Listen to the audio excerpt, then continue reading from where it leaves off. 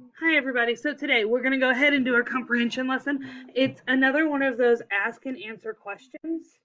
And so what you're going to do is you're going to read your shared reading, which today is should plants and animals from other places live here?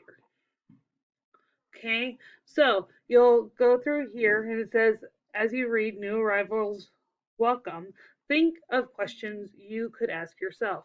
So you're going to read this and go over it. You're going to read it, go over this, read this little section.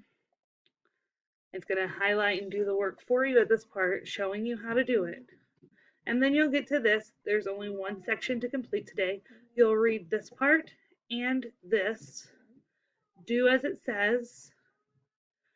To complete it, you're going to hit the text button or the typing button, and you're going to answer your questions right here.